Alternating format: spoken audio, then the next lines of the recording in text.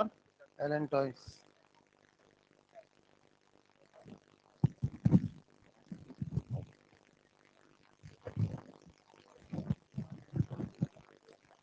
तो इससे आगे बढ़ते हैं और प्लेसेंटा के डेवलपमेंट और प्लेसेंटा के फंक्शंस के बारे में बात कर लेते हैं।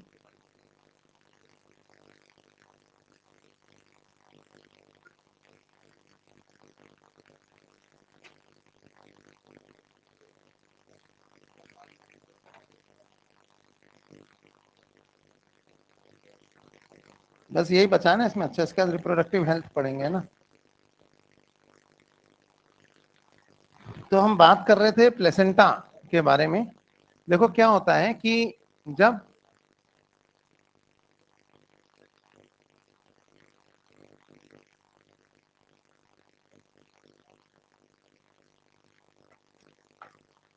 इस तरह का एक स्ट्रक्चर हमने बनाया था एम्ब्रियो में, जिसमें एक्टोडर्म थी, ये मेसोडर्म, और अंदर वाला हिस्सा ये एंडोडर्म था।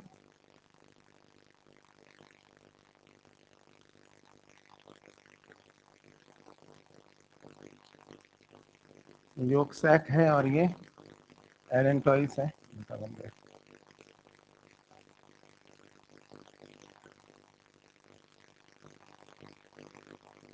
ये एमनियन और ये एमनियोटिक फ्लूइड, और ये थी बाहर कोरियन। ये डायग्राम याद आया? अच्छा, इम्प्लांटेशन के समय क्या होता है, ये तो बहुत बात की बात है, एक छोटी चीज बची हुई है इम्प्लांटेशन, पहले वो मुझे याद आ गया, वो बता देता हूँ। हमारे केस में क्या होता है, ह्यूमन के केस में मैंने आपको इम्प्लांटेशन पढ़ाया था, कौन से दिन होता है? 7th day. 7th डे तो ब्लास्टोसिस्ट चिपक जाता है। ये पेरीमेट्रियम है सपोज, ये मायोमेट्रियम, और ये जो है ना, ये अंदर वाली लेयर है एंडोमेट्रियम, जो डेसिडुआ है जिसके अंदर ये। तो अभी क्या होता है, 7th डे ब्लास्टोसिस्ट यहाँ आके चिपक जाता है, इसको हम इम्प्लांटेशन बोलते हैं।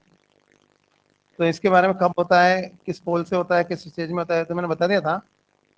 अभी क्या होता है कि ना, हम लोग के अंदर ये ब्लास्टोसिस्ट पूरी तरह से डेसिडुआ को फोड़ के इसके अंदर घुस जाता है, यहाँ अंदर चला जाता है, यहाँ से इसको फोड़ के। ऐसे इम्प्लांटेशन को कहा जाता है इंटरस्टिशियल इम्प्लांटेशन।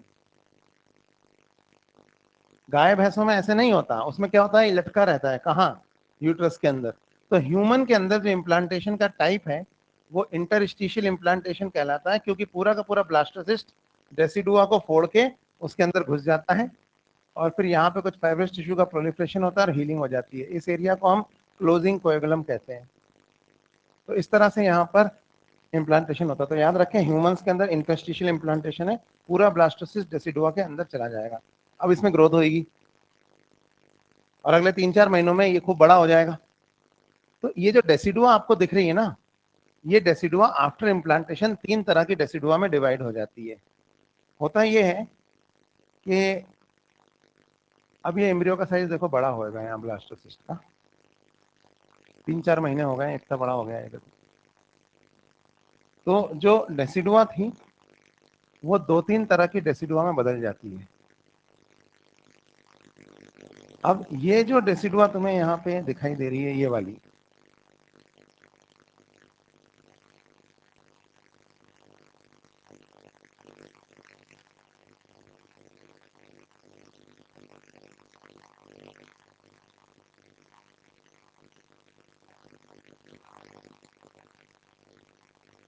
ये जो डेसिडुआ तुम्हें दिखाई दे रही है between the embryo and the uterine wall, ये कहलाती है डेसिडुआ बेसिलिस। जबकि एक हल्का सा देखो, ये लेयर सा दिख रहा है आपको डेसिडुआ का, यहाँ एम्ब्रियो के ऊपर चढ़ा हुआ, जो एम्ब्रियो और यूट्रस की कैविटी के बीच में आपको दिख रहा है, ये कहलाता है डेसिडुआ कैप्सुलरिस, क्योंकि ये कैप्सूल की तरह है। ये कहलाता है डेसिडुआ कैप्सुलरिस। और बची खुची जो सारी डेसिडुआ है, देखो इस तरफ की भी और इस तरफ की भी, तो ये कहलाती है डेसिडुआ पैराइटैलिस। तो इम्प्लांटेशन के बाद डेसिडुआ जो है वो 3 तरह की डेसिडुआ में बदल जाती है। ठीक है, अब मुझे बताओ, प्लेसेंटा जो बनती है उसमें फीटल टिश्यू भी होती है और मैटरनल टिश्यू भी होती है। तो मदर की तरफ से कौन सी डेसिडुआ पार्टिसिपेट करती होगी प्लेसेंटा बनाने में? डेसिडुआ बेसाइलिस, तो ये बनाती है प्लेसेंटा। ठीक है, अच्छा, फीटस की तरफ से क्या होता है? जो एक्स्ट्रा एम्ब्रियोनिक मेम्ब्रेन थी, यहाँ देखिए आप, एमनियन, कोरियन, योक सैक और एलेंटॉइस। इसमें क्या होता है, जो कोरियन होती है, कोरियन में ना चारों तरफ ऐसे ऐसे विलाई उगते हैं अब इम्प्लांटेशन के बाद से ही उगने लगते हैं, और ये विलाई कहलाते हैं कोरियोनिक विलाई। ठीक है, बाद में क्या होता है कि बाकी सब तरफ के कोरियोनिक विलाई तो झड़ जाते हैं ह्यूमन में, पर एक तरफ के कोरियोनिक विलाई जो डेसिडुआ की तरफ वाले हैं, मतलब यूट्रस से, वो और लंबे हो जाते हैं। तो बात, लेकिन ऐसा ना ह्यूमन में होता है, बाकी जानवरों में ऐसा नहीं होता। बाकी जानवरों में चारों तरफ के कोरियोनिक विलाई रहते हैं, ये विलाई ऐसे ही नहीं, ऐसे भी हैं, क्योंकि ये स्फीयर है। ठीक है, तो ये सब कहलाते हैं कोरियोनिक विलाई, और ये यूट्रस के अंदर घुस के प्लेसेंटा बनाते हैं। पर हम लोग के केस में क्या होता है, ये सारे कोरियोनिक विलाई झड़ जाते हैं, पर एक तरफ के कोरियोनिक विलाई और ज्यादा लंबे हो जाते हैं, और जिस तरफ के और ज्यादा लंबे हो जाते हैं इन्हें कहा जाता है कोरियन फ्रंडोसम। और ये कोरियन फ्रंडोसम जो है ना, ये घुसेंगे अंदर, किसमें? डेसिडुआ बेसालिस में। ये वाला हिस्सा है ना यहाँ पे, ये है डेसिडुआ बेसालिस, ये इसमें घुसेंगे। और इस स्ट्रक्चर को हम क्या कहेंगे? ये क्या है? ये है प्लेसेंटा। तो प्लेसेंटा में बेसिकली ह्यूमन प्लेसेंटा की अगर हम बात करें, क्योंकि हमें सिर्फ ह्यूमन पे ही ध्यान देना है अब, तो ह्यूमन प्लेसेंटा की बात करें तो इसमें मैटरनल और फीटल दोनों टिश्यूज हैं। फीटल टिश्यू है इसमें कोरियोनिक फ्रंडोसम या कोरियन फ्रंडोसम, और जो मैटरनल टिश्यू है इसके अंदर वो है डेसिडुआ बेसालिस। तो ये दोनों मिलकर प्लेसेंटा बनाते हैं। अच्छा, ह्यूमन प्लेसेंटा पूरी तरह से अंदर घुसी हुई होती है। किसके अंदर घुसी हुई होती है? डेसिडुआ बेसालिस में। ऐसी प्लेसेंटा को हम इंटरस्टिशियल प्लेसेंटा कहते हैं। दूसरे जानवरों में सुपरफिशियल प्लेसेंटा भी होती होगी, और हमारे केस में कैसी होती है? इंटरस्टिशियल। दूसरी बात, ह्यूमन प्लेसेंटा में सिर्फ एक तरफ विलाई रह जाते हैं, और वो यहाँ डेसिडुआ बनाते हैं in the shape of a disc. बाकी जानवरों में क्या होता है पता है? प्लेसेंटा चारों तरफ बनती है एम्ब्रियो के, और एम्ब्रियो प्लेसेंटा के अंदर होता है। हम लोग के केस में प्लेसेंटा एम्ब्रियो के एक तरफ बनती है in the shape of a disc, इसलिए हमारी प्लेसेंटा को क्या कहा जाता है? Discoidal placenta. अच्छा, पार्चुरेशन के समय ना हमारी प्लेसेंटा पूरी उखड़ के बाहर आती है। दूसरे जानवरों में ऐसा नहीं होता, उनमें आधी अधूरी उखड़ के बाहर आती है, और अंदर फिर जो बच जाती है ना, उसका फेगोसाइटोसिस होता है। पर हम लोग के केस में पूरी डेसिडुआ उखड़ के बाहर आती है, तो इसलिए ब्लीडिंग भी ज्यादा होती है पार्चुरेशन के समय। जब पूरी डेसिडुआ उखड़ के पार्चुरेशन के समय बाहर आए और पूरी डेसिडुआ झड़े, तो ऐसी डेसिडुआ को क्या कहा जाता है? Deciduate placenta. क्यों? क्योंकि ये पूरी की पूरी, सॉरी, पूरी डेसिडुआ झड़ रही है ना, मतलब ऐसी पूरी प्लेसेंटा बाहर आ रही है, तो जो डेसिडुआ वाला एरिया पूरा बाहर आ रहा है, तो पूरी अगर प्लेसेंटा बाहर आ रही है तो ऐसी प्लेसेंटा होती है डेसिडुएट प्लेसेंटा, क्योंकि ये पूरी झड़ती है। दूसरी बात, हमारे केस में क्या होता है कि जो ये जो इधर की जो मदर की जो डेसिडुआ है ना, इसकी एपिथेलियम और इसके अंदर की कनेक्टिव टिश्यू वगैरह गल गई होती है, और कोरियोनिक विलाय डायरेक्टली मदर के ब्लड में डूबे हुए होते हैं। यहाँ मदर के, बच्चे की तरफ के बैरियर तो रहते हैं कोरियन के, पर मदर के बैरियर्स गल गए होते हैं। तो कोरियोनिक विलाय माँ के खून में डूबे हुए हैं। खून मतलब क्या होता है? हीम। हीम, मदर की तरफ से हीम, फीटस की तरफ से कोरियन। तो ऐसी प्लेसेंटा को कहा जाता है हीमो कोरी। ये सब एनसीईआरटी में नहीं है, पर पता होना चाहिए। Human placenta is called as haemochorial placenta, क्योंकि हीम यानी ब्लड में कोरियन के विलाय डूबे हुए हैं। और फाइनली, ह्यूमन तो नहीं पर बाकी सब मैमल्स में आपको पता है कि ये, अच्छा ये तो हो गया ह्यूमन प्लेसेंटा। एक मैं आपको ना टाइप ऑफ प्लेसेंटा और बताऊंगा अभी। टाइप ऑफ प्लेसेंटास अदर, ये क्लासिफिकेशन के हिसाब से। तो ह्यूमन प्लेसेंटा के कैरेक्टर समझ में आया आपको? तो ये ह्यूमन प्लेसेंटा है जिसमें कोरियोनिक विलाय और डेसिडुआ बेसालिस से मिलकर बनाते हैं। क्या काम होते हैं इस प्लेसेंटा के? अपार्ट फ्रॉम प्रोवाइडिंग न्यूट्रिशन, ये एक्सक्रीशन में भी हेल्प करती है। इसके अलावा ये हार्मोन सिक्रीट करती है। ये हार्मोन एम्ब्रियो के डेवलपमेंट के लिए भी जरूरी है और प्रेगनेंसी मेंटेन रखने के लिए भी जरूरी है। इसके अलावा ये न्यूट्रिशन भी प्रोवाइड करती है। बड़े मॉलिक्यूल जो है वो तो पाइनोसाइटोसिस से आ रहे हैं, छोटे मॉलिक्यूल डिफ्यूजन से आ रहे हैं। रेस्पिरेशन में भी हेल्प करती है ना। तो ये सारी बातें आपकी शीट में लिखी हुई हैं। और प्लेसेंटा के थ्रू एंटीबॉडीज भी ट्रांसफर हो सकती हैं, IgG। इसके अलावा कई बार टेरेटोजेनी हो जाती है। टेरेटोजेनी क्या होती है कि है ना, पहले 3 महीने बड़े इंपॉर्टेंट होते हैं बच्चे की ग्रोथ और डेवलपमेंट के लिए। अगर इनके दौरान माँ के ब्लड से बच्चे के ब्लड में कोई हार्मफुल केमिकल, कोई बैक्टीरिया या कोई वायरस इंटर कर गया थ्रू प्लेसेंटा, तो ये बच्चे की ग्रोथ और डेवलपमेंट पे बुरा असर डाल सकता है। तो इस तरह का जो ट्रांसमिशन होता है ना डिजीज का, प्रेग्नेंट फीमेल से उसके बच्चे को, इसे कहते हैं वर्टिकल ट्रांसमिशन। सुना है कभी वर्ड? वर्टिकल ट्रांसमिशन मतलब प्रेग्नेंट फीमेल से उसके बच्चे को होने वाला ट्रांसफर।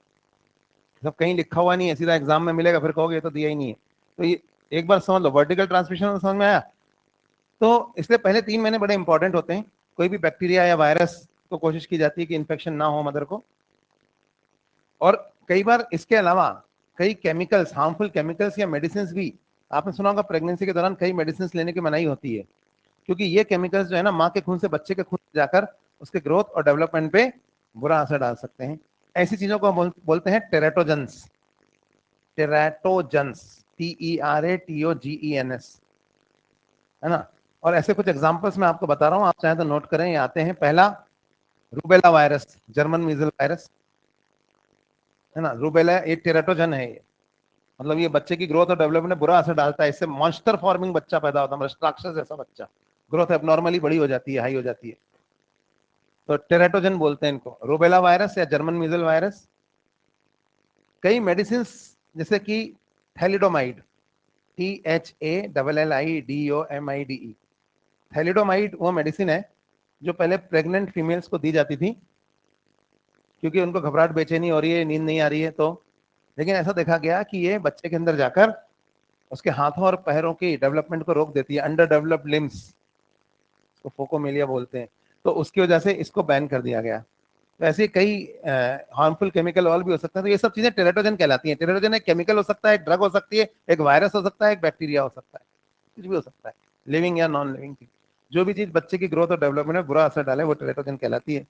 इसीलिए प्रेग्नेंट फीमेल को कई चीजों की मनाही है, कई दवाई लेने की, एल्कोहल की, टोबैको की। कभी आपने कोई प्रेग्नेंट फीमेल बीड़ी पीते हुए नहीं देखी होगी, तो क्या रीजन है उसका? क्योंकि ये चीजें जो है माँ के खून से बच्चे के खून में जा सकती हैं। तो बीड़ी, सिगरेट, शराब ये सब पीना मना होता है। ठीक है। तो ये टेरेटोजेनी है। टेरेटोजेनी पे कई बार क्वेश्चन आ जाते हैं, और वर्टिकल ट्रांसमिशन पे भी आ जाते हैं, यानी कि प्रेगनेंसी के दौरान माँ के खून से बच्चे के खून में ट्रांसफर होने वाले इन्फेक्शंस। तो ये तो प्लेसेंटा के फंक्शन है। बाकी रिलैक्सेंट सिक्रीट करती है प्लेसेंटा, बताया था मैंने। ईस्ट्रोजन सिक्रीट करती है। थोड़ा बहुत देखिए यहाँ पे प्लेसेंटल लैक्टोजन वगैरह मिल्क सिंथेसिस के लिए मदर की ब्रेस्ट में हेल्प प्लेसेंटा से भी मिलती है। तो ये सारे हार्मोन मैं आपको बता चुका हूँ। एक लास्ट चीज रह गई है, वो है टाइप ऑफ प्लेसेंटास। तो मैंने ह्यूमन प्लेसेंटा तो बता दिया आपको, इंटरस्टिशियल, डिस्कॉइडल, डेसिडुएट, हीमोकोरियल। अब मैं एनिमल किंगडम के हिसाब से 3 तरह की प्लेसेंटा आपको बताऊंगा, on the basis of participating extra embryonic membrane, कि कौन सी एक्स्ट्रा एम्ब्रियोनिक मेम्ब्रेन जो है वो पार्टिसिपेट करती है इनके फॉर्मेशन में। स्टार्ट करें।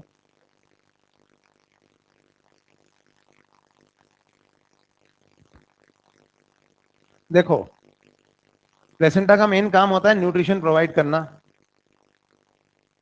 लेकिन मैं आपको एक ऐसी प्लेसेंटा बताता हूँ, फर्जी प्लेसेंटा, जो रियल प्लेसेंटा नहीं है, और ये पाई जाती है शार्क में।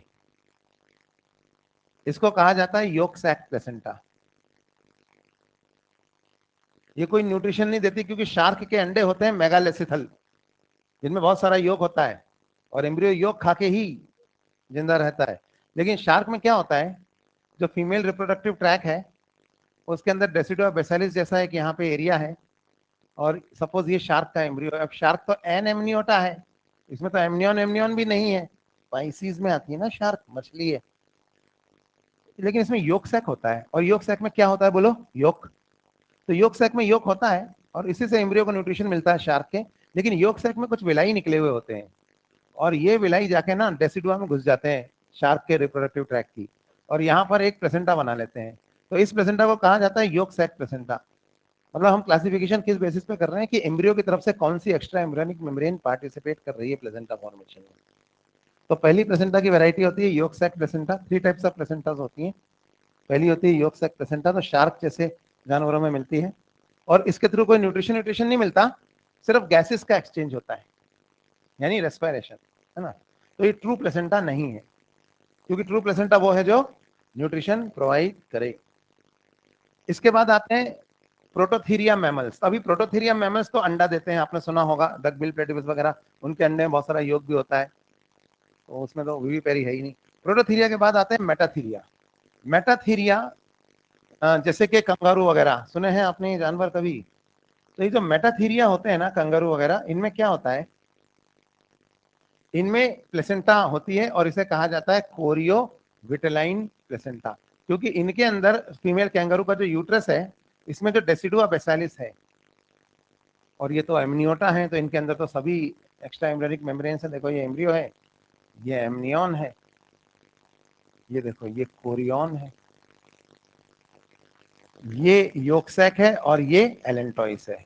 तो इसमें क्या होता है कि कोरियन के विलाई तो डेसिडुआ बेसालिस में घुसे हुए होते ही हैं, साथ में योक्सैक के विलाई भी डेसिडुआ बेसालिस में घुसते हैं और मिलकर प्लेसेंटा बनाते हैं।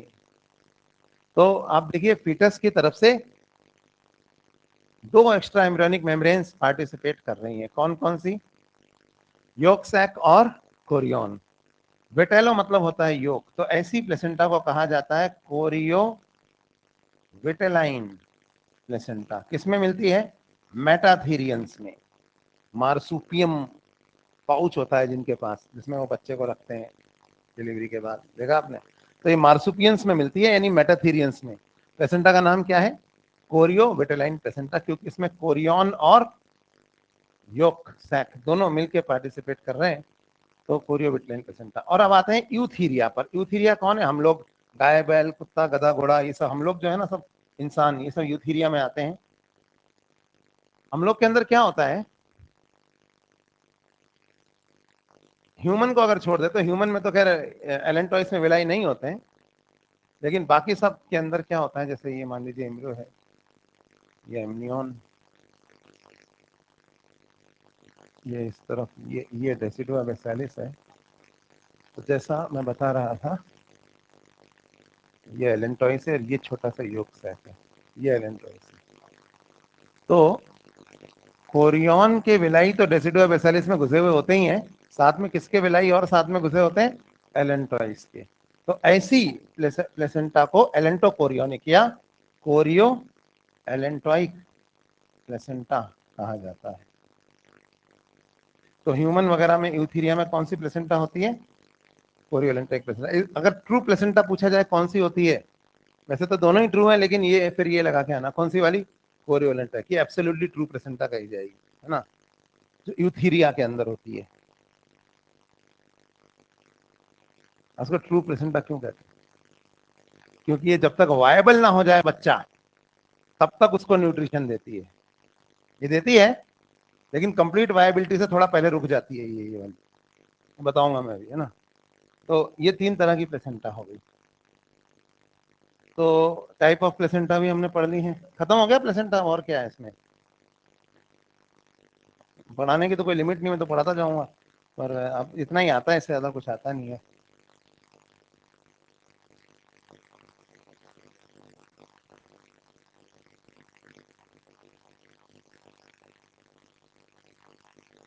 अच्छा, जानवरों में आपने ये सब पढ़ा है ना, ओविपेरस विविपेरस, समझते हो नहीं समझते हो? इंसान कौन है, ओविपेरस है विविपेरस है? अच्छा। अच्छा चलो एक क्वेश्चन पूछता हूँ, क्या हुआ, बना रहे हो? बना लो बना लो।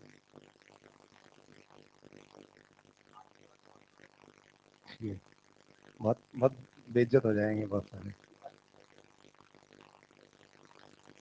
स्प्लीन वाले में करवाया तो था। उन बेचारे क्या गलती है, इनको तुम जेल जलील करो।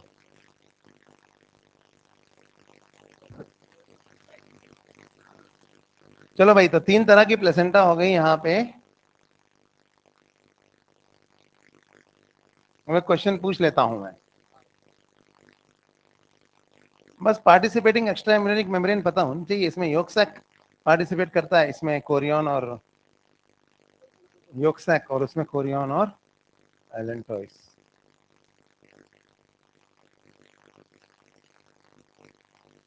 चलो बताओ मुझे,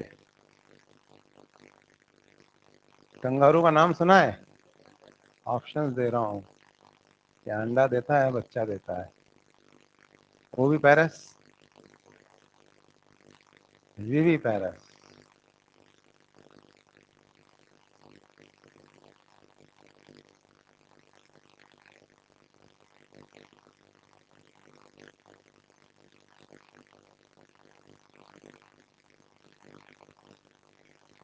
एक कंगारू क्या देता है, अंडा देता है कि बच्चा देता है?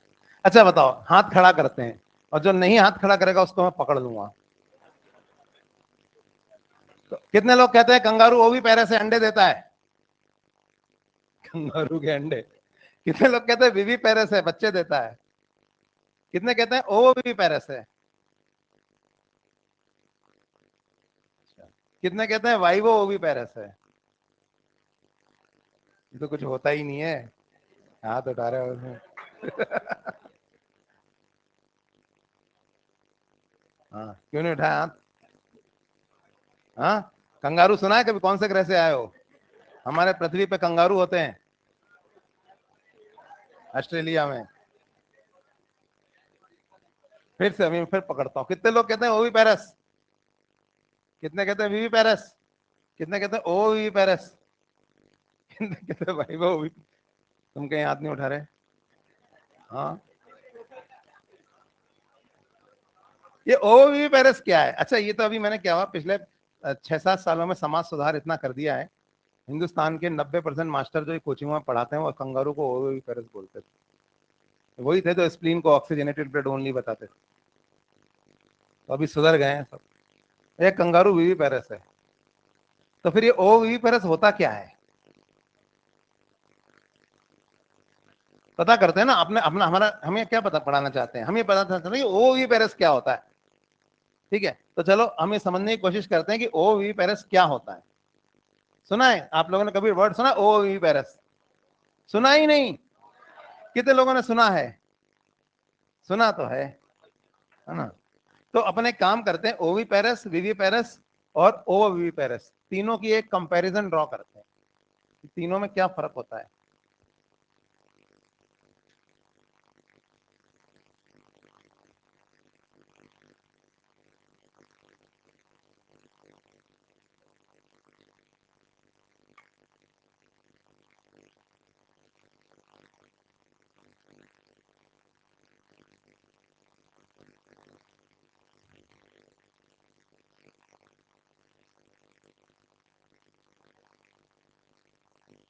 तो अगर हम देखें कि ओवी पैरस, ओवी पैरस, वी पैरस में फर्क क्या है।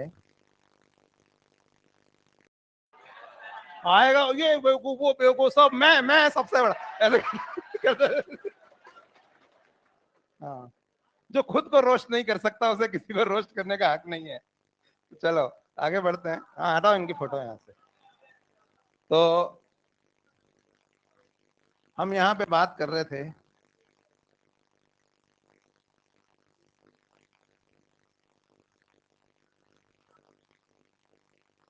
तो भाई पहले तो अपन टाइप ऑफ एग देखते हैं।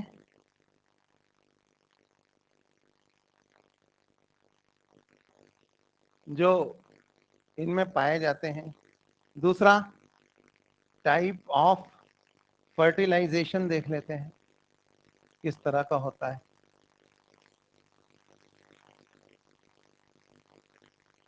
तीसरा, प्लेसेंटा होती है या नहीं होती है। चौथा, न्यूट्रिशन, सोर्स ऑफ न्यूट्रिशन क्या होता है बच्चे के लिए।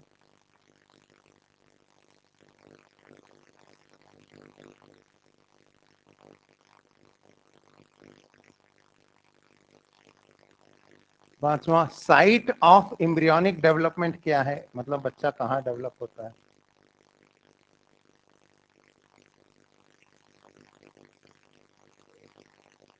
है ना, कांटेक्ट विद मदर है या नहीं है वो भी देख लेते हैं। और एग्जाम्पल, तो ओवीपेरस पता है, ओवीपेरस में कौन से एग होते हैं बताओ?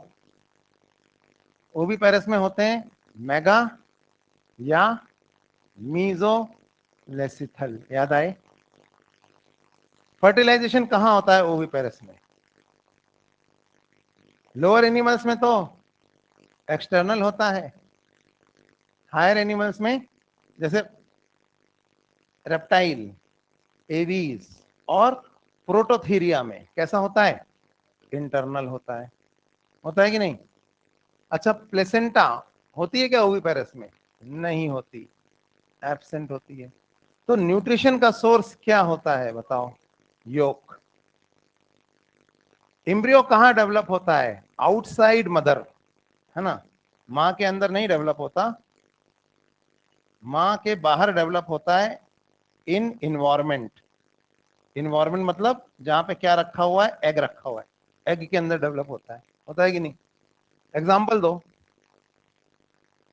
ज्यादातर ज्यादातर इनवर्टिब्रेट्स, सुनते जाओ, मैं एनिमल क्लासिफिकेशन भी यही बता रहा हूं। ज्यादातर इनवर्टिब्रेट्स, और वर्टिब्रेट में कौन? पाइसीज, उसके बाद एम्फीबिया, उसके बाद रेप्टाइल, उसके बाद एवीज, और उसके बाद प्रोटोथीरिया मैमल्स। हालांकि इन सब में थोड़े थोड़े एक्सेप्शंस हैं जो ओविपेरस नहीं है, चाहे इन्वर्टिब्रेट हो, चाहे पाइसीज हो, चाहे एम्फीबिया हो, चाहे रेप्टाइल हो। समझ रहे हैं बात को? लेकिन बताओ किसमें कोई एक्सेप्शन नहीं है? ऐसा कौन सा है इसमें से जिसमें एक भी विविपेरस एग्जाम्पल नहीं है? सारे के सारे एक्सक्लूसिवली ओविपेरस है। बर्ड्स, यानी कि एवीज। एवीज में कोई विविपेरी नहीं है। क्यों नहीं? भारी हो जाएंगे, बच्चा लेके कैसे उड़ेगी बेचारी, गिर जाएगी, बच्चा गिरा देगी ऊपर से, ऐसा। अच्छा, तो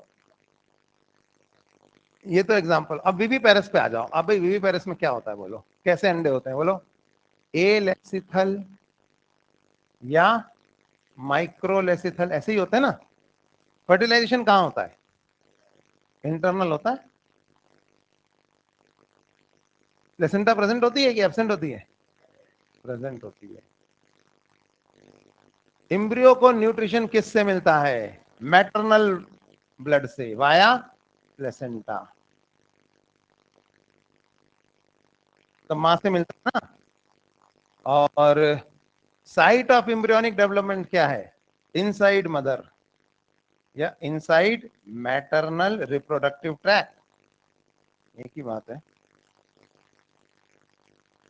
एग्जाम्पल दो। मेटाथीरिया और यूथीरिया। मेटाथीरिया में कंगारू वगैरह आते हैं, और यूथीरिया में कौन आता है? यूथीरिया में हम लोग आते हैं। कंगारू भी तो ओवी पैरस ही है कि वीवी पैरस? है ना, वीवी पैरस ही है, ओ वीवी पैरस थोड़ी है। अब जैसे हम लोग के अंदर क्या होता है? फर्टिलाइजेशन, कंगारू कंगारू में भी माइक्रोलेस्टल अंडा है हमारी तरह, या एलेस्टल हमारे केस में। फर्टिलाइजेशन इंटरनल है। प्लेसेंटा प्रेजेंट होती है, कौन सी वाली बताओ? कोरियोविटेलाइन हमारे अंदर दूसरी, पर इसमें भी है ना। उसी से न्यूट्रिशन मिलता है, माँ के ब्लड के थ्रू वाया प्लेसेंटा। और बच्चा कहाँ डेवलप होता है? कंगारू के यूट्रस में। फीमेल कंगारू के यूट्रस में डेवलप होता है फर्टिलाइजेशन के बाद। थैली में थोड़ी डेवलप होता है, जो बाहर है उसके यूट्रस में डेवलप होता है, वहीं डेवलप होता है। उसके बाद जब बच्चा मैच्योर हो जाता है, ऑलमोस्ट थोड़ा सा प्री मैच्योर होता है, तो उसकी यूट्रस से बाहर डिलीवरी हो जाती है। अभी डिलीवरी होने के बाद कहाँ आ जाता है वो? पाउच में आ जाता है। पाउच के ऊपर ही फीमेल कंगारू के निपल्स हैं, तो उनसे मिल्क पीता रहता है और पाउच में रहता है। थोड़ा बड़ा हो जाता है तो पाउच से कूद के बाहर निकल जाता है, इधर उधर खेलता है, फिर पाउच में आगे बढ़ जाता है। और थोड़ा बड़ा हो जाता है तो हमेशा के लिए पाउच छोड़ देता है, जैसे इंसान का बच्चा। एल स्थल अंडा, इंटरनल फर्टिलाइजेशन, प्लेसेंटा प्रेजेंट है, कोरियो नहीं, कोरियोलेंटोइक अंदर। एम्ब्रियो में, एम्ब्रियो कहाँ डेवलप हो रहा है? यूट्रस के अंदर डेवलप हो रहा है।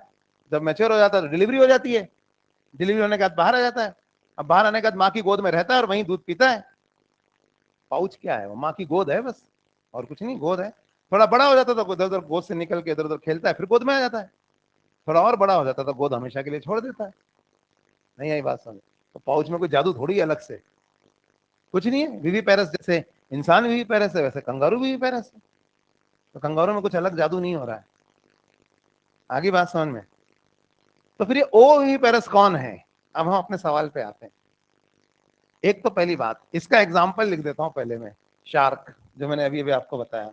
इसके अलावा और भी कुछ जानवर हैं, कुछ रेप्टाइल हैं, कुछ एम्फीबिया भी हैं,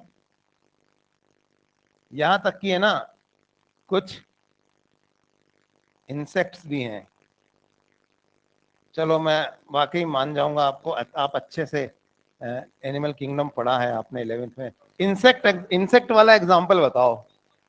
ओ विविपेरस, स्कॉर्पियन, सही बोल रही हो। बिच्छू अंडे देता है कि बच्चे देता है? स्कॉर्पियन वो अंडे देता है, लेकिन बाद में वो अंडे अपनी पीठ पे लाद के चलती। कभी नहीं सुना स्कॉर्पियन के? वो विविपेरस है वो। सारे नहीं, सारे स्कॉर्पियन नहीं, पर हाँ चलो वो तो हम एनिमल डाइवर्सिटी में देखेंगे। तो ओविपेरस में अंडा कैसा होता है, पहली बात तो ये। हम शार्क का एग्जांपल लेके बाद डिस्कस करेंगे। मेगालेसेथल यानी खूब सारा योक अंडे के अंदर होता है। फर्टिलाइजेशन कहाँ होता है? इंटरनल। क्लैस्पर्स होते हैं मेल शार्क में, जो फीमेल शार्क के साथ अटैच हो जाते हैं, उसके बाद इंटरनल फर्टिलाइजेशन होता है। हालांकि आप देखिए पानी में रहने वाले जानवरों में अक्सर एक्सटर्नल फर्टिलाइजेशन होता है, लेकिन इसके कई एक्सेप्शंस हैं, जिसमें से शार्क भी एक एक्सेप्शन है, जिसके अंदर मेल, मतलब ये कार्टिलेजिनस फिशेस के बारे में बात कर रहे हैं है ना। तो इनके अंदर इंटरनल फर्टिलाइजेशन है। तो होता क्या है कि मेल गैमीट फीमेल शार्क के अंदर रिलीज हो जाते हैं, जहां पर शार्क के अंदर जो यूट्रस जैसा रिप्रोडक्टिव ट्रैक है, जिसको हम उसका ओविडक्ट बोलते हैं, उसमें फर्टिलाइजेशन होता है। फर्टिलाइजेशन के बाद इम्प्लांटेशन भी अंदर हो जाता है एम्ब्रियो का, फर्टिलाइज्ड एग का। पर गौर करने वाली बात है कि ये फर्टिलाइज्ड एग मेगालेसिथल है ना। अच्छा, इम्प्लांटेशन के बाद प्लेसेंटा भी बन जाती लेकिन वो फेक प्लेसेंटा है ना। या तो प्रेजेंट है तो कैसी कैसी है प्लेसेंटा बताइए? फॉल्स है ना। शार्क में तो फॉल्स होती है और बाकियों में तो एब्सेंट ही होती है, नहीं होती। तो या तो है तो झूठी है, और या फिर नहीं है प्लेसेंटा। अब न्यूट्रिशन किससे मिल रहा है एम्ब्रियो को? योक से, ना कि इस प्लेसेंटा से। ये प्लेसेंटा है अगर तो किस लिए है बोलो? सिर्फ एक्सचेंज ऑफ गैसेस के लिए। तो न्यूट्रिशन नहीं दे रही, तो ट्रू प्लेसेंटा नहीं है ना। योग से मिल रहा है। अच्छा, लेकिन बच्चा डेवलप कहाँ हो रहा है? माँ के अंदर। तो जब माँ के अंदर बच्चा डेवलप हो, लेकिन न्यूट्रिशन माँ से ना मिले, न्यूट्रिशन मिले योग से, ऐसे बच्चों को हम क्या, ऐसे जानवरों को हम क्या बोलते हैं? ओवोविविपेरस। मतलब डेवलपमेंट तो इनसाइड मदर हो रहा है, बट न्यूट्रिशन मदर से नहीं, योग से मिल रहा है। समझ में आई बात? तो ये कहलाते हैं ओवोविविपेरस। पढ़ा होगा? नहीं पढ़ा? पढ़ो, पढ़ने से ही सिलेक्शन होगा। तो ये हमने ओविपेरस, विविपेरस, ओवोविविपेरस। और पता है शार्क में तो बड़ी एक अजीब घटना होती है। 4-6 ओव्यूलेशन होते हैं एक साथ, तो 4-6 एम्ब्रियो डेवलप होना शुरू होते हैं शार्क के अंदर, और सब अपने अपने योग से न्यूट्रिशन ले रहे होते हैं फर्टिलाइज्ड एग में। बाद में ये योग खत्म हो जाता है, और जब योग खत्म हो जाता है तो कि काफी डेवलप हो चुके होते हैं। तो अब ये क्या करते हैं, एक दूसरे को खाने लगते हैं। अब 6 भाई बहन थे, एक दूसरे को खा रहे हैं, योग खत्म हो गया। अब स्विगी जोमेटो की डिलीवरी है ही नहीं अंदर वहाँ, है ना। तो खा गए एक दूसरे को, एंड में एक बचता है सिर्फ, और फिर उसकी डिलीवरी होती है बाहर। समझ में आई बात? तो ओ ई पेरस में बच्चा अंदर डेवलप होता है, और वक्त आने पर फिर उसकी डिलीवरी हो जाती है बाहर, क्योंकि योग खा रहा था, माँ के अंदर डेवलप हो रहा था, पर डिलीवर तो होगा ना लास्ट में। तो बॉडी से बाहर डिलीवर, तो एक डिलीवर होता है वहां, सब खा जाते हैं। इसलिए शार्क को ना दुनिया का सबसे फियर्स प्रीडेटर बोला जाता है, सबसे खूंखार शिकारी, क्योंकि वो पैदा ही अपने सब भाई बहनों को खा के हुई है, तो किसको छोड़ेगी वो बताओ, सब खा जाती है। तो ये हो गया ओवी पैरस, वी पैरस और ओवी। लिख लिया आपने? ये क्वेश्चन आते हैं और अक्सर बच्चे गलत कर देते हैं। क्योंकि ना तो ये एम्ब्रियोलॉजी में पढ़ाया जाता है ना एनिमल किंगडम में पढ़ाया जाता है। चलो, तो हमने ना खत्म खत्म ही हो गया, बंद बंद करते हैं इसको। अब हम रिप्रोडक्टिव हेल्थ स्टार्ट करते हैं, जिसमें से 3 क्वेश्चन आते हैं मिनिमम। इसकी एनसीईआरटी पढ़ें, निकाल दो भाई एनसीईआरटी कोई, इसमें निकाल दो। तो नोट कर रहे हो, कर लो। कैप्सुलारिस, कैप्सुलारिस है ये, पेराइटोलिस।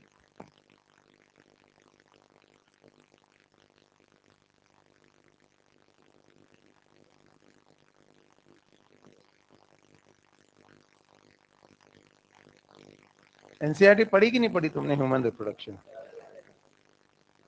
पढ़ी है ना? कोई लाइन नहीं समझ में आई हो तो पूछो उसमें, पढ़ लेना, क्योंकि कुछ क्वेश्चन डायरेक्टली एनसीईआरटी। हो गया टेस्ट तुम्हारा? हाँ 22 को है, अभी तो टाइम है। इस बार तुम्हारे टेस्ट में क्या आएगा? नर्वस सिस्टम आएगा और रिप्रोडक्शन आएगा। रिप्रोडक्टिव हेल्थ मैंने नहीं दिया है, इसलिए नहीं दिया कि ये बहुत इंपॉर्टेंट टॉपिक है, इसका एक अलग से टेस्ट है ना, क्वेश्चन कम हो जाएंगे ना। 50 क्वेश्चन दिए इस बार मैंने तो नर्वस, और क्योंकि पहली बार टेस्ट हुआ नहीं था तो तीनों इंपॉर्टेंट टॉपिक है एक्चुअली, और रिप्रोडक्शन तो ज्यादा इंपॉर्टेंट है, तो रिप्रोडक्टिव हेल्थ उसके अगले टेस्ट में देंगे। पर बेसिक क्वेश्चन एक, नर्वस और रिप्रोडक्शन तो दोनों आएंगे ही पूरे।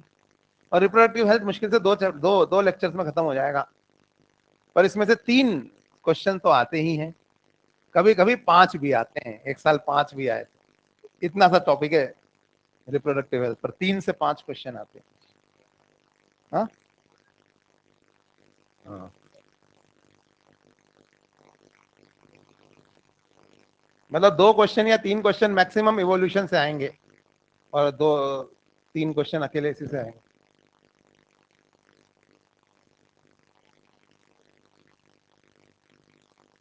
हो गया? अरे हाँ, एनसीईआरटी निकालो ना यार।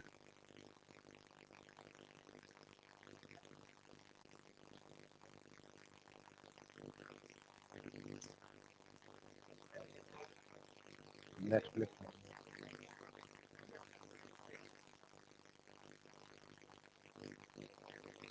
मोदी जी आ गए।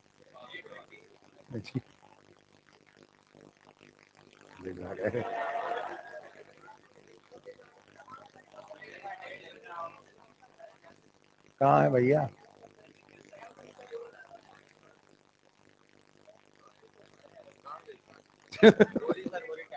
ये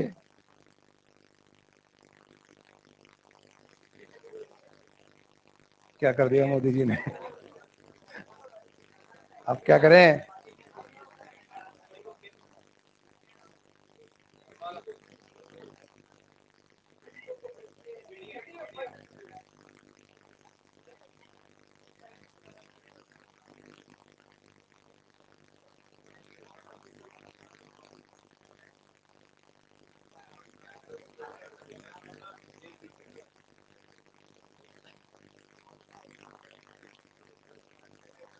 हाँ, अब तो चैप्टर भी कम हो गए।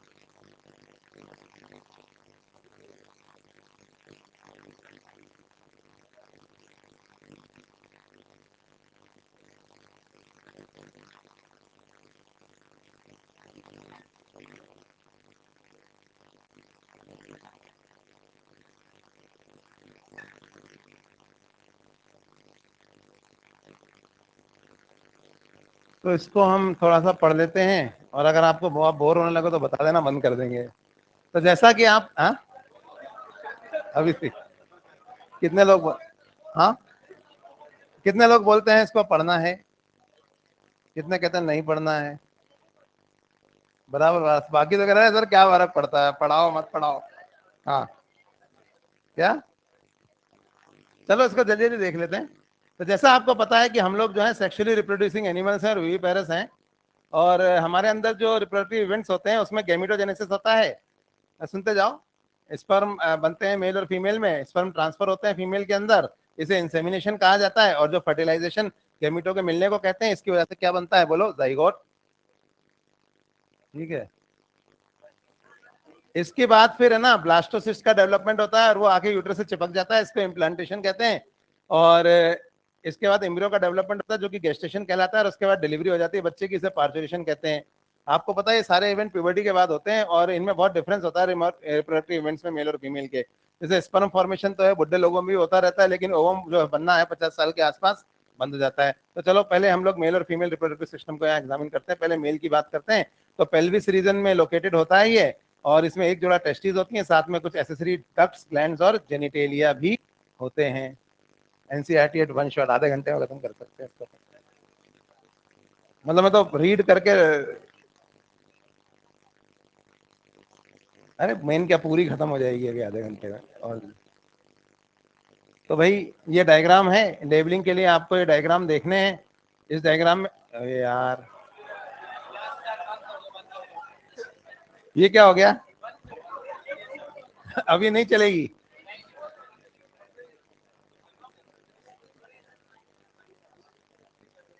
अब कुछ भी नहीं हो सकता है? वो भी हाँ, क्या करें?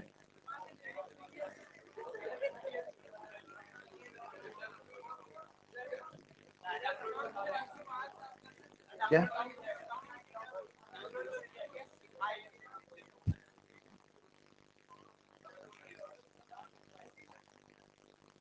चलो फटाफट देख लेते हैं इसको। तो टेस्टीज जो है वो स्क्रोटल, ये बड़ा नहीं होगा, यहाँ से होगा।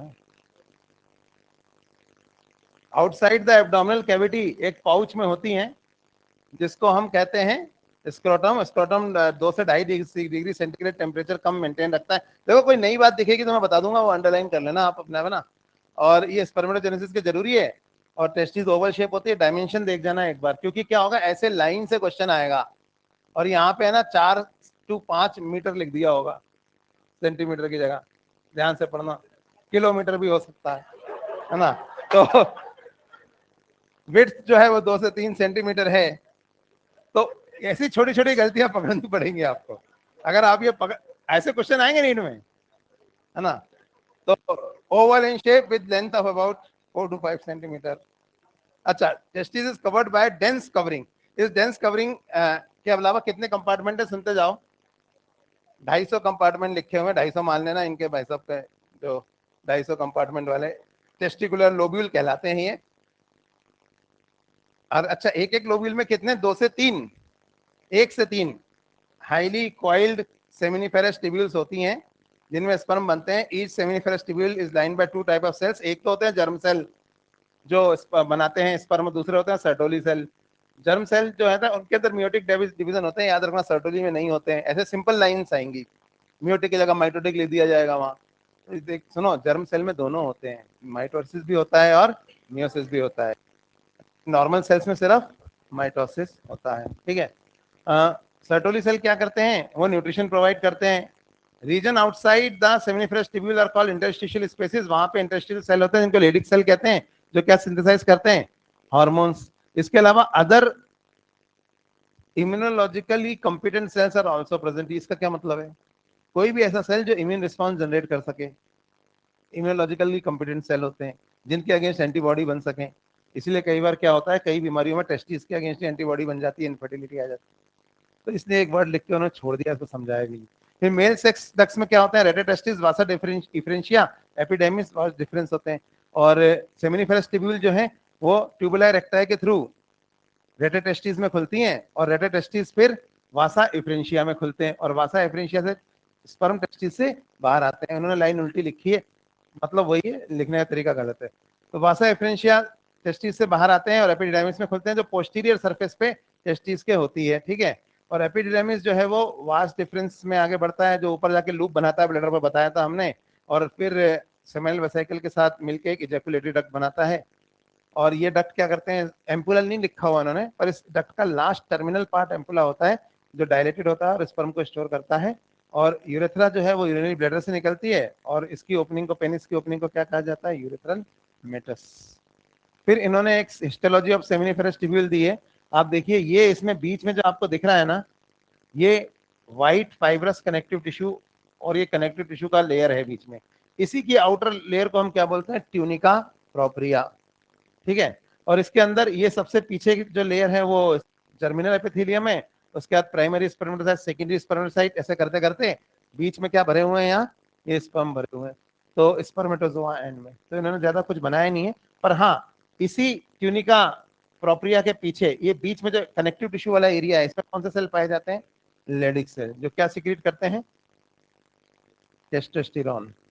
ठीक है। मेल एक्सटर्नल जेनिटेलिया पेनिस जो है, इसमें स्पेशल टिश्यू होती है जो इरेक्टाइल होती है टू फैसिलिटेट इंसेमिनेशन, और इसके enlarge end of the penis is known as glans penis. इसके ऊपर स्किन होती है, उसे फोर स्किन या प्रीप्यूस कहा जाता है। और मेल एसेसरी ग्लैंड में एक जोड़ा सेमिनल वेसिकल, एक प्रोस्टेट और काउपर, इसकी जगह काउपर भी लिखा हो सकता है, बल्ब यूरेथ्रल ग्लैंड्स पाए जाते हैं। इनके सिक्रीशन सेमिनल प्लाज्मा बनाते हैं, जिसमें कि फ्रक्टोज होती है, कैल्शियम होता है, सर्टेन एंजाइम्स होते हैं, और ये बल्बोइथेरल यानी कॉपर का सिक्रीशन आउटर सरफेस को लुब्रिकेट भी करता है, ये हम पढ़ चुके थे। फिर फीमेल रिप्रोडक्टिव सिस्टम में ओवेरी है, उसके अलावा अ पेयर ऑफ ओविडक्ट्स। अभी ये ना उन्होंने क्या किया है कि ओविडक्ट लिख दिया है वर्ड। अब ओविडक्ट ये मतलब क्या कहना चाहते हैं, फेलोपियन ट्यूब, पर दरअसल ओविडक्ट के तीन हिस्से होते हैं, फेलोपियन ट्यूब, यूट्रस और वेजाइना। लेकिन क्योंकि ये लोग बीएससी एमएससी वाले, इन्होंने कभी ह्यूमन पढ़ा नहीं होता, तो ये ओविपेरस जानवर पढ़ के ये लोग कॉर्डेड जूलॉजी पढ़ते हैं, तो ये लोग ओविडक्ट बोल देते हैं उसको, ये भूल जाते हैं कि यूट्रस भी कोई चीज होती है। ऑर्डर जूलॉजी पढ़ाई जाती है ना एमएससी में, तो ये ओविडक्ट लिखते हैं, इनकी आदत पड़ी हुई है लोग। तो ओविडक्ट मतलब आप समझ जाइए यहाँ वो क्या कहना चाहता है, फेलोपियन ट्यूब। और उसके अलावा यूट्रस, सर्विक्स, वेजाइना और एक्सटर्नल जेनिटेलिया हैं। इन पार्ट्स को हम इसके अलावा एक जोड़ा मेमोरी ग्लैंड भी होते हैं जो इंटीग्रेटेड होते हैं स्ट्रक्चरली फंक्शनली। उनका पर्पस क्या होता है, इम्ब्रियो को चाइल्ड केयर, ये है इसका। बाकी ये सब तो प्राइमरी और सेकेंडरी सेक्स ऑर्गन है, इसमें हेल्प करता है। तो ओवरी में प्राइमरी फीमेल सेक्स ऑर्गन्स होते हैं जो ओवम प्रोड्यूस करते हैं, फीमेल गैमीट ओवम होता है, मैं आपको पहले ही कह चुका हूँ, एग नहीं होता है ना। और कुछ स्टेरॉइड हार्मोन भी ये प्रोड्यूस करते हैं। ओवरी का साइज वाइज दिया हुआ है, 2 से 4 सेंटीमीटर होती है, और पेल्विक वॉल से और यूट्रस से लिगामेंट्स से कनेक्टेड होती है, जिन्हें मीजोवेरियम बोलते हैं, मीजोवेरियम, है ना। फिर ओवरी के ऊपर एक एपिथेलियम की टिश्यू होती है, और ये एपिथेलियम कौन सी होती है, क्यूबॉइडल, इसे कहा जाता है प्राइमोडियल जर्मिनल एपिथेलियम। इसी में सेल डिवीजन से ओवम बनेंगे।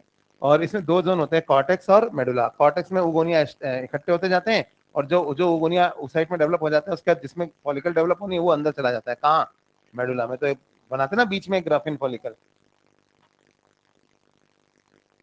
हाँ, मेमोरी ग्लैंड ओव्यूलेशन में कहाँ हेल्प करते हैं, नहीं वो उन्होंने उनकी भावना समझो आप, वो कंटिन्यूअस में लिखा हुआ है, इसलिए इसका मतलब ये है चाइल्ड केयर। लिखना तरीका गलत है, क्या करें। मेमोरी ग्लैंड ओव्यूलेशन में कोई हेल्प नहीं करते।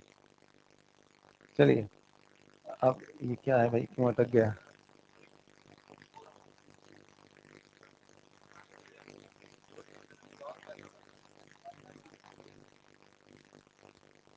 क्रॉस कर देंगे तो बंद हो जाएगा ना शनिचर, कब से बंद कराना है, खुला हुआ है। अब नहीं हो पाएगा, अब नहीं हो पाएगा, अब नहीं हो पाएगा, पढ़ना है मजाक। हाँ, तो क्या पढ़ रहे थे हम, हाँ, अरे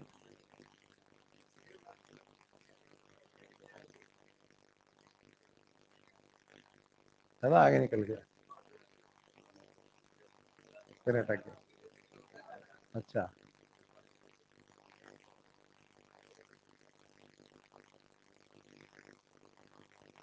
फिर अटक गया। तो भाई ये है ना, लेबलिंग देख जाना, इसमें साइड से ऐसे ही कट सेक्शन काट दो ना ऐसे, तो ये ऑर्गन्स आधे दिखेंगे। तो इस तरह के सेक्शंस बनाए हैं इन्होंने समझाने के लिए, ऐसे बीच में से आधी से काट दिए, तो आधी बॉडी अगर काट दी जाए तो आप साइड व्यू में देखेंगे तो ये एलिमेंट्री कैनाल है, ये यूट्रस रखा हुआ है। एक्चुअली ऐसे सेक्शंस आपको ना मेडिकल कॉलेज में दिखेंगे, बॉडी को ऐसे काटते हैं अलग अलग सेक्शंस में देखने के लिए, बहुत सारी बॉडी। तो ये यूरिनरी ब्लैडर रखा हुआ आगे, ये बोन है प्यूबिक सिम्फाइसिस। लेबलिंग याद कर जाना, कई बार लेबलिंग आ जाती है। और फिर ये क्लाइटोरिस, ये लेबिया मेजोरा माइनोरा जो साइड व्यू में दिख रहे हैं, ये वजाइनल ओरिफाइस। इसमें और कुछ डायग्राम की लेबलिंग के अलावा तो हम अच्छे से पढ़ ही चुके हैं पूरा। अब ओविडक्ट, यानी यहाँ इन्होंने ब्रैकेट में सही लिख दिया, फेलोपियन ट्यूब, यूट्रस, वजाइना जो होते हैं ये फीमेल एक्सेसरी डक्ट बनाते हैं। फेलोपियन ट्यूब की लेंथ मैंने आपको नहीं बताई होगी, शायद नोट कर लेना, यहाँ से 10 से 12 सेंटीमीटर। ये इसका किलोमीटर लिखा आ गया तो आप सब गलत हो जाएगा ना। ओविडक्ट स्पर्म चले जा रहा है 15 किलोमीटर, भैया अभी बहुत दूर जाना, अभी तक खत्म ही नहीं है ना। तो periphery extends from periphery of each ovary to the uterus. The part closer to the uterus, याद रखो इसको क्या बोलते हैं अपन, इनफंडिबुलम। मतलब किस तरफ वाला, इस तरफ वाला। और एज जो है इसकी वो कहलाती है फिम्ब्रियाई, जो ओवम को कलेक्ट करती है। इनफंडिबुलम एक वाइडर एरिया में, इस एरिया को क्या बोलते हैं, एम्पुला। ये डायग्राम आएगा लेबलिंग के लिए इस बार, पता नहीं क्यों मुझे ऐसा लग रहा है, 2 साल हो गए नहीं आया, पहले आया था 2-3 साल पहले। ये वाला आएगा एग्जैक्टली यही वाला, इसी में लेबलिंग गलत कर रखी होगी, ABCD कर रखा होगा और मैच द कॉलम बना होगा बगल में, आपको मैच करना होगा, ABCD ऐसे लिखा होगा, कौन सा वाला 4 ऑप्शन में सही है। लो फॉर्मेट भी बता दिया मैंने क्वेश्चन का, फोटो बनी होगी यहाँ पे, है ना। और उस पे आएगा क्वेश्चन, या फिर फंक्शन आ सकता है, ए का फंक्शन क्या है, बी का फंक्शन क्या है, एक फंक्शन इसमें से गलत है वो पिक करो कौन सा है। आ रही है बात समझ में। तो ये इसमें से किसी पार्ट का अगर आपको फंक्शन अभी नहीं पता है तो अभी पूछ लेना। आगे बढ़ते हैं। और फिर एम्पुला वो वाइट पार्ट होता है, उसके बाद वो हॉरिजॉन्टल पार्ट एस्थमस होता है, उसके बाद वो यूट्रस से आके जुड़ता है। यूट्रस सिंगल होता है और उसे वॉर्म भी कहते हैं, कई जानवरों में एक से ज्यादा भी होते हैं, हमारे अंदर एक ही है। तो शेप ऑफ यूट्रस उल्टी नाशपाती की तरह होता है, इसे क्या बोलते हैं, पायरीफॉर्म, PIRI, हमने लिखा था शायद ये ना, इन्वर्टेड पियर। ये लिगामेंट से अटैच होता है, यही इसको सपोर्ट देते हैं, ब्रॉड लिगामेंट, मेन लिगामेंट है, सपोर्ट देता है यूट्रस को, वरना यूट्रस गिर क्यों नहीं जाता, उसमें 3 किलो का बच्चा रखा हुआ है, ऐसे टेढ़ा मेढ़ा क्यों नहीं जाता। फिर इसकी एक वजाइना में ओपन करता है थ्रू सर्विक्स, और सर्विक्स की कैनाल होती है, सर्वाइकल कैनाल, जो वजाइना के साथ मिलके क्या कहलाती है, बर्थ कैनाल। तो सर्विक्स प्लस सर्विक्स नहीं, सर्विक्स की जो कैनाल है, कैविटी अंदर वाली है, वो और वजाइना मिलकर बर्थ कैनाल कहलाते हैं। यूट्रस में 3 लेयर होते हैं टिश्यू के, पेरीमेट्रियम, बीच में थिक वाला मायोमेट्रियम जो लार्जेस्ट इनवॉलंटरी स्मूथ मसल होती है, और अंदर वाला एंडोमेट्रियम जो कि ग्लैंडुलर होता है। एंडोमेट्रियम में साइक्लिक चेंजेस आते हैं, यही झड़ती है, जबकि मायोमेट्रियम का रोल कब होता है, स्ट्रॉन्ग कॉन्ट्रैक्शंस में। 4 MCQ मतलब उसमें ऑप्शंस होंगे, उसमें एक में लिखा होगा शेडिंग ऑफ मायोमेट्रियम, आप जल्दबाजी में उसको सही कर दोगे, वो एंडोमेट्रियम में ध्यान रखना है ना, मायोमेट्रियम नहीं चलती है। फिर फीमेल एक्सटर्नल जेनिटेलिया में mons pubis, labia majora minora, clitoris, ये सब होता है। और मॉन्स प्यूबिस वो जो स्किन वाला एरिया है, इसके नीचे लेविया मेजोरा स्किन के फोल्ड्स हैं, उसके बाद लेविया माइनोरा है, और ऊपर लेविया माइनोरा मिलकर कवर बनाते हैं, इसे क्या कहा जाता है, क्लाइटोरिस। और वजाइना की ओपनिंग कवर पार्शियली हाइमन से ढकी हुई होती है, और hymen is often torn during first coitus, ये हमने डिस्कस किया था, लेकिन इसको और भी रीजंस होते हैं इसके डैमेज होने के, इसकी वजह से इसको वर्जिनिटी का ट्रू साइन नहीं माना जाता है। इसके बाद सीधा ब्रेस्ट का एक डायग्राम है, जिसमें यहाँ पे कट सेक्शन बनाया था, रिब्स आपको यहाँ दिखाई दे रही है, रिब्स के बीच में इन मसल्स का नाम बताओ जल्दी से, ये इंटरकॉस्टल मसल्स है। और ये मेन मसल कौन सी है, पेक्टोरालिस मेजर, बताया था मैंने ये भी, है ना। और उसके अलावा ये फैट जो है, ये फीमेल में अगर ज्यादा हो जाए तो इसे गायनेकोमास्टिया कहते हैं, मेमोरी ग्लैंड नहीं डेवलप हो जाते हैं। मेल में अगर ज्यादा हो जाए तो उसे गायनेकोमास्टिया कहते हैं। ये तो सही तो बोल रहा हूँ, मेल बोला मैंने, नहीं नहीं, है ना। तो हाँ, तो यहाँ पे इसके देखो, ये स्ट्रक्चरल एंड फंक्शनल यूनिट इन्हें क्या कहा जाता है, एल्वेलाई। एल्वेलाई लैक्टिफेरस डक्ट्स के थ्रू आके निपल में ओपन होते हैं। तो ये डायग्राम की लेबलिंग भी आ सकती है। इसके बाद जो भी इसमें एग्जैक्टली लाइन लिखी हुई कि कितने लोब्स होते हैं, याद रखना 15 से 20 या 150 से 200 लिखा हुआ आ जाएगा। तो 15 से 20 मेमोरी लेब्स में ब्रेस्ट डिवाइडेड है। और इसके अलावा यहाँ पे एल्वेलाई मिल्क सिक्रीट करते हैं। किन हार्मोन्स का रोल होता है मैंने आपको बता दिए या नहीं दिए, पर पूछे जाएंगे। ईस्ट्रोजन प्रोजेस्टेरॉन तो डेवलपमेंट के लिए, प्रोलैक्टिन मिल्क सिंथेसिस के लिए, और इजेक्शन के लिए ऑक्सीटोसिन। ठीक है, तो बस एम्पुला फिर लैक्टिफेरस डक्ट्स के थ्रू बाहर कनेक्टेड होते हैं। फिर आ जाओ सीधा एम्ब्रियोलॉजी पे। तो प्राइमरी सेक्स ऑर्गन कौन से होते हैं, टेस्टिस और ओवेरी, जो गैमीट प्रोड्यूस करते हैं। गैमीट का नाम क्या है, स्पर्म और ओवम, और प्रोसेस को गैमेटोजेनेसिस कहते हैं। इमेच्योर जर्म सेल यानी स्पर्मेटोगोनिया, स्पर्मेटोजेनेसिस से स्पर्म बनाते हैं। स्पर्मेटोजेनेसिस कब बिगिन होती है? प्यूबर्टी के टाइम बिगिन होती है। स्पर्मेटोगोनिया जो होते हैं, प्लूरल सिंगुलर में स्पर्मेटोगोनियम, ये इनसाइड सेमिनिफेरस ट्यूब्यूल होते हैं और माइटोटिक डिवीजन से मल्टीप्लाई करते हैं। ये सब हमने पढ़ा था। स्पर्मेटोगोनियम कैसे होते हैं ये सब पढ़ा हुआ है हमने। 2n = 46 डिप्लॉयड होते हैं और इनमें से कुछ इनलार्ज होकर प्राइमरी स्पर्मेटोसाइट में बदल जाते हैं। अब प्राइमरी स्पर्मेटोसाइट में मियोसिस होता है। मियोसिस 1 कैसा होता है? रिडक्शनल, जिससे सेकेंडरी स्पर्मेटोसाइट बनता है जो कि हैप्लॉइड होता है। फिर उसमें इक्वेशनल होता है तो स्पर्मेटिड बनता है। तो 4 बन गए स्पर्मेटिड। फिर पूछ रहे हैं कि what will be the number of chromosome in the spermatid. अरे बेवकूफ हो गया, 23 तो होंगे, ऊपर ही तो लिख रहे हो, नीचे खुद ही पूछ रहे हो, है ना। तो उसके बाद फिर स्पर्मेटिड है ट्रांसफर्ड इनटू स्पर्मेटोजोआ। कैसे? स्पर्मियोजेनेसिस से। क्यों होती है स्पर्मेटोजेनेसिस? क्योंकि स्पर्म को बनाना है मोटाइल। स्पर्मियोजेनेसिस के बाद स्पर्म का जो हेड होता है वो सर्टोली सेल में जाके घुस जाता है न्यूट्रिशन मांगने के लिए,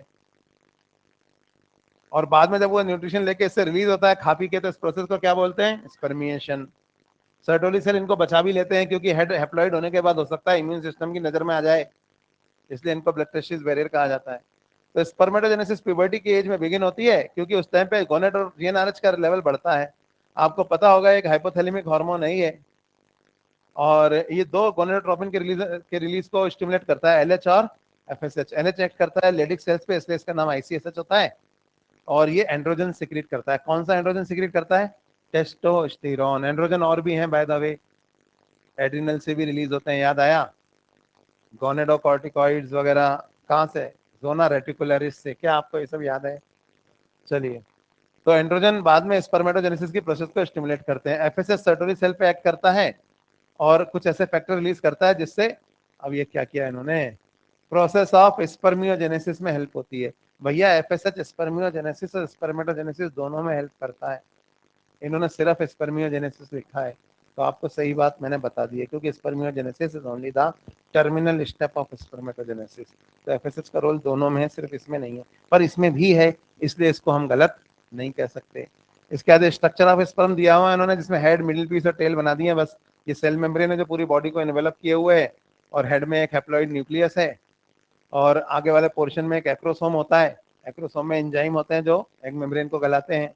मिडिल पीस में माइटोकॉन्ड्रिया होते हैं जो एनर्जी चैम्बर कहलाता है, और टेल जो है उसका मूवमेंट मोटिलिटी के लिए होता है। स्पर्म काउंट याद रख लेना, 200 से 300 मिलियन स्पर्म रिलीज होते हैं ड्यूरिंग वन कॉपुलेशन। ये स्पर्म काउंट नहीं दिया हुआ है, एक कॉपुलेशन में करीब 4 से 5 ml सीमन रिलीज होता है। तो 5 ml को आप 300 से डिवाइड कर दो, पर ml कितना आया? 60 आया ना? नहीं आ रही बात सब। नॉर्मल स्पर्म काउंट नहीं दिया है इन्होंने। कितना होता है नॉर्मल स्पर्म काउंट? 40 से 120 मिलियन नॉर्मल स्पर्म काउंट नहीं पढ़ाया था मैंने आपको? What is the normal sperm count? कम हो जाता है तो ओलिगोस्पर्मिया कहलाता है, मरे हुए स्पर्म हो तो नेक्रोस्पर्मिया। और अगर बिल्कुल ही मोटाइल नहीं हो, हाँ, एस्थीनोस्पर्मिया क्या होता है? चलो बताओ। एस्थीनोस्पर्मिया कम से कम 40% नॉर्मल शेप साइज के होने चाहिए। होने चाहिए कि नहीं? शक्ल सूरत ठीक होनी चाहिए कम से कम 40% की। हाँ हाँ, 60% की, और 40% मोटाइल होने चाहिए। असल में दोनों 60 होते हैं, पर इन्होंने पता नहीं क्यों मोटाइल कम कर दिए हैं। चलेगा, है ना। तो कम से कम 60% स्पर्मों की शक्ल अच्छी होनी चाहिए, तब जाके ओवम किसी स्पर्म को चूज करेगा। और अगर शक्ल अच्छी नहीं है, डिफेक्टिव है, शेप साइज नॉर्मल नहीं है, अच्छे नहीं है, ठीक नहीं है, एस्थीनो, एस्थेटिक नहीं समझते, एस्थेटिक, है ना, शक्ल खराब है इनकी, कम से कम 60% की अच्छी होनी चाहिए। तो ये 40% मोटाइल होने चाहिए कम से कम। और नॉर्मल स्पर्म काउंट कितना होना चाहिए सुन लो, 40 से 120 मिलियन पर ml। 40 से 120 मिलियन पर ml। तो यहाँ पे एनसीईआरटी के हिसाब से कितना आ रहा है? 60 ml आ रहा है, क्योंकि अगर हम 300 ml पकड़े एक इजैकुलेशन में, और एक इजैकुलेशन में 5 ml क्या 4 से 5 ml सीमन रिलीज हो रहा है, तो 60 के आसपास आ गया। तो गलत नहीं, सही है इन्होंने, पर इन्होंने लिखा है कि कितने स्पर्म्स एक कोइटस में नॉर्मली निकलते हैं, ये कोई रूल नहीं है 20 से, है ना। और इससे आगे बढ़ते हैं, sperm release from seminiferous tubule are transported by the accessory ducts, secretion of epididymis, vas deferens और सेमिनल वेसिकल जो होता है वो इनको मैच्योर, इनके मैच्योरेशन और मोटिलिटी के लिए जरूरी होता है। Seminal plasma along with sperm, इसको हम सीमन बोलते हैं। Function of male sex accessory duct and glands are maintained by testicular hormone androgen, ये बता ही दिया मैंने। ओवम के बनने को oogenesis कहते हैं, जो स्पर्मेटोजेनेसिस बहुत अलग है। कैसे अलग है देखिए, oogenesis कब इनिशिएट होती है? in the intrauterine life during the embryonic development stage when a couple of million gametes mother cells यानी oogonia are formed। couple of million यानी कि कितने हो गए? 20 लाख। 20 लाख हमने कितने बताए थे? 4 लाख बढ़ा दिए इन्होंने, पहले तो कम थे। यही तो देखने वाली बातें होती हैं। कपल ऑफ मिलियन गैमीट मतलब ये कह रहे हैं कि कितने ओगोनिया बनते हैं विद इन ईच ओवेरी, इसका मतलब 40 लाख हो गए। इन गधों को बताया 4 लाख होते हैं। हमने कितने लिखे थे? 2 लाख इधर 2 लाख इधर, 4 लाख लिखे थे ना। या तो इनको ये नहीं पता कि मिलियन क्या होता है, तो मेरे हिसाब से 10 लाख होता है 1 मिलियन। पर देख लेना भाई जो लिखा है इसके हिसाब से। अब बेवकूफ सवाल पूछ रहा है तो जवाब भी तो बेवकूफाना देना पड़ेगा ना। तो देख, कपल ऑफ मिलियन गैमीट्स यानी कितने? 20 लाख ओगोनिया एक ओवेरी में, फीटल स्टेज में। और उसके बाद लिख रहे no more oogonia are formed. अब इतने बना दिया, अब क्या बनाएगा, है ना? Are added after birth 20 million, नहीं 20 लाख एक ओवेरी में। तो दिस सेल स्टार्ट, ये पुरानी में भी यही था क्या, कपल ऑफ मिलियन? मेरे ख्याल से चेंज हुआ है ये, था ये। चलो कोई बात नहीं, यही माइन्यूट चीजें होती है देखने की। बाकी तो हम तो, आप लोग तो हर साल एनसीईआरटी पढ़े हुए तो हो ही, कोई चेंज आया तो देख लेना। तो added after birth and these cells start division and enter into prophase 1 of meiosis, जहां पर ये टेम्परेरी अरेस्ट हो जाते हैं और क्या कहलाते हैं? Primary oocyte। ये प्राइमरी oocyte फिर इनके ऊपर क्या बन जाती है? ग्रेनुलोसा लेयर, जिसे कहा जाता है primary follicle. Large number of this follicle, अच्छा आप लिख रहे हैं इसके आगे कि अब इनमें से बहुत सारी फॉलिकल डिजनरेट हो जाती हैं। कौन से फेज में? बर्थ से लेके प्यूबर्टी तक। इसे क्या कहा जाता है वो उन्होंने नहीं लिखा है, क्या कहा जाता है? फॉलिकुलर एट्रेजिया का एक पार्ट है वो, है ना। प्यूबर्टी के समय सिर्फ 60,000 से 80,000 फॉलिकल बचती हैं। मतलब 20 लाख थी, नहीं एक ओवरी में अच्छा अच्छा एक ओवरी में 20 लाख थी, उसमें से 80,000 बची हैं। ठीक है, चलो आगे बढ़ते हैं। और इनके ऊपर फिर और ज्यादा ग्रेनुलोसा सेल डिपॉजिट हो जाते हैं, थीका वीका बन जाती है, ये सेकेंडरी फॉलिकल कहलाती है। इसके अंदर फ्लूइड इकट्ठा हो जाता है। उन्होंने लिखा है कि ये tertiary follicle is characterised by fluid filled cavity called as antrum. ये गलत है पर आप इसको सही मान लेना। मैंने आपको बताया था कि एंट्रम के साथ सेकेंडरी फॉलिकल कहलाती है, वही सही है। पर ये लोग कह रहे हैं कि जब फ्लूइड फिल होता है तो वो क्या कहलाती है? टर्शरी, है ना। कुछ चीजें जो गलत पढ़ानी पड़ रही है पर आपको सही मान के चलना है। थीका लेयर ऑर्गेनाइज होती है एक इंटरनल थीका में और एक एक्सटर्नल थीका में। इंटरनल थीका आपको पता होगा हार्मोन सिक्रीट करती है, याद है कि नहीं? एक्सटर्नल नहीं करती। और it is important to draw your attention at this stage the primary oocyte within the tertiary follicle grows in the size और पहला meiotic division कंप्लीट करता है और ये अनइक्वल डिवीजन होता है, जिसकी वजह से एक बड़ा सा सेकेंडरी oocyte बनता है और एक छोटी सी क्या बनती है? Polar body. सेकेंडरी oocyte में ज्यादातर न्यूट्रिएंट्स हैं और साइटोप्लाज्म है। क्या आप इसका कोई एडवांटेज बता सकते हैं? बताओ क्या एडवांटेज है इसका? Can you think of any advantage? क्योंकि वो क्लीवेज तभी स्टार्ट होगा जब, है ना, वो मैं आपको बता चुका हूँ एडवांटेज क्या है इसका। तो does the first polar body born out of the first meiotic division divide further or degenerate? It degenerates, but they are not sure about it, है ना। at present we are not very certain about it। मैं बता देता हूँ आपको, जो ये certain क्यों नहीं है बता देता हूँ। ये मेंढक मेंढके सब ये जानवर पड़े हुए लोग होते हैं। फ्रॉग में यानी नॉन मैमल्स में फर्स्ट पोलर बॉडी डिवाइड करती है ना, सेकंड नहीं करती है। तो उनमें ना फ्रॉग वगैरह में, नॉन मैमल में ना टोटल 3 पोलर बॉडी बनती है। तो हम लोग के केस में कितनी बनती हैं? 2, और वो भी तब जब फर्टिलाइजेशन हो, नहीं तो एक, है ना। तो इसलिए सर्टेन नहीं है कि फर्स्ट पोलर बॉडी का क्या होता है, क्योंकि ये पड़े हुए मेंढक हैं और लिख रहे हैं इंसान के ऊपर किताब। They are not certain about it, जाने दो इनको। Tertiary follicle further changes into mature follicle या ग्राफिन फॉलिकल, इसके बाद थीका वीका बन जाती है। और सेकेंडरी oocyte जो है अब एक मेम्ब्रेन बनाते हैं जिसे कहा जाता है ज़ोना पेलिसिडा। ये भी गलत है, प्राइमरी oocyte बनाता है अपने चारों ओर ज़ोना पेलिसिडा, इन्होंने सेकेंडरी लिखा है, मान लेना आप। ठीक है, graafian follicle now ruptures to release the secondary oocyte from the, bracket में ओवम लिख दिया इन्होंने, जबकि सेकेंडरी oocyte ही सही, दूसरे जानवरों में ओवम होता है, फ्रॉम द ओवेरी, इसे कहते हैं ovulation. Identify the major differences between spermatogenesis and oogenesis। Differences आपको पता है, स्पर्मेटोजेनेसिस प्यूबर्टी से के बाद स्टार्ट होता है, oogenesis प्यूबर्टी से पहले। स्पर्मेटोजेनेसिस अनलिमिटेड है, oogenesis लिमिटेड है। स्पर्मेटोजेनेसिस जो है वो कंटिन्यूअस प्रोसेस है, oogenesis डिसकंटिन्यूअस प्रोसेस है। स्पर्मेटोजेनेसिस में कैरी और साइटोकाइनेसिस इक्वल होता है, यहाँ पर कैरी और साइटोकाइनेसिस अनइक्वल होता है। वहाँ पे एक प्राइमरी स्पर्मेटोसाइट से 4 स्पर्म बनते हैं, यहाँ पे एक प्राइमरी oocyte से एक ओम बनता है, वगैरह वगैरह। फिर उसके बाद ये टेबल दी हुई, आपको समझ में आ रही है कि नहीं आ रही? यहाँ पे क्रोमोसोम नंबर दिखाया है, इधर इन्होंने दिखाया है स्पर्मेटोजेनेसिस, उधर दिखाया है oogenesis। 1 से 4, 1 से 1, और पहला मियोटिक डिवीजन, दूसरा। ये टेबल आएगी, इसमें हो सकता है पूछ लिया जाए इस वाले के कितने क्रोमोसोम है, इसमें कितने क्रोमोसोम है, तो वो यहाँ से आप देख के बता सकते हो। फिर ये आ गए हैं मेंस्ट्रुअल साइकिल पे। अब मेंस्ट्रुअल साइकिल में मैं ये ग्राफ समझाऊंगा अभी आपको थोड़ा सा ना।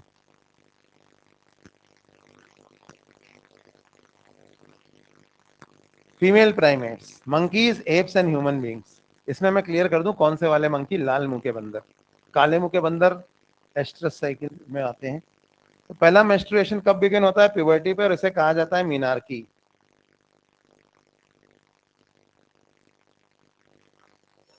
क्या किया है? चलो मेंस्ट्रुअल साइकिल से अगली बार पढ़ लेंगे। पता है, पहला मेंस्ट्रुएशन बिगिन होता है प्यूबर्टी पे, इसको मीनार्की नहीं कहते हैं। पहली साइकिल जब शुरू होती है ना, उसको मीनार्की कहते हैं। ये तो दूसरी साइकिल का पहला दिन है, इस दिन पता लगता है मीना, इसलिए मैं चुप हो गया था एकदम से, पढ़ गया इसको क्या लिख रहे हैं, है ना। तो खैर जो भी है, इसको मीनार्की कहते हैं। ह्यूमन फीमेल से मेंस्ट्रुएशन 28 से 29 दिन पे रिपीट होता है, और ये एक मेंस्ट्रुएशन से अगली मेंस्ट्रुएशन तक इवेंट जो है वो, इसको अगली क्लास में करते हैं। हाँ करें, नहीं करें? अरे वो एक ग्राफ है, 2 मिनट रुको तो मैं ग्राफ समझा दूं इसको, बाद बाद में ये तो आप पढ़ते रहना। हाँ देखो, इस ग्राफ में आपको एक खास बात दिख रही होगी, वैसे तो आपको ये समझ में आ रहा है, लेकिन इसमें आपको ईस्ट्रोजन के 2 सर्ज दिख रहे हैं, दिख रहे हैं क्या?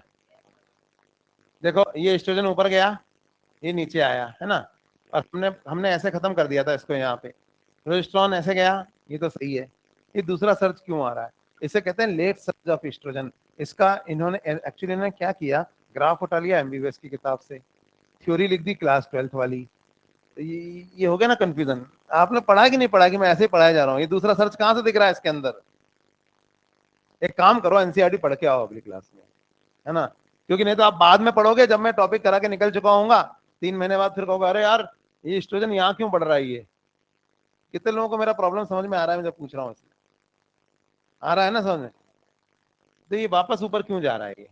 इसको पता है लेट सर्ज बोलते हैं। होता क्या है, जैसे कहते हैं ना बुझने से पहले क्षमा भड़कती है, वैसे ही क्या होता है, जो कॉर्पस ल्यूटियम मरने लगती है ना, तो वो फिर से एक बार लेट सर्ज होती है एस्ट्रोजन की, वो रिलीज करती है लास्ट में। लास्ट डे नहीं है साइकिल के, देखो 24th डे के बाद 25, अब 28 के बाद तो पीरियड्स ही आ जाएंगे। तो इसलिए ये दोबारा ऊपर सर्ज जाती है। इसको इन्होंने एक्सप्लेन नहीं किया, करना भी नहीं चाहिए नीट लेवल पे, मैंने जो आपको पढ़ाया उसमें, पर क्योंकि उन्होंने दोबारा ग्राफ ग्राफ ऐसा दिया है, तो इसलिए मैं बता रहा हूँ। मेंसेस मतलब मेंस्ट्रुअल साइकिल, मेंस्ट्रुएशन, ब्लीडिंग होना। तो चलो, इसको अगर जरूरत पड़ेगी तो अगली क्लास में आप पढ़ के आना एनसीईआरटी, उसमें देख लेंगे।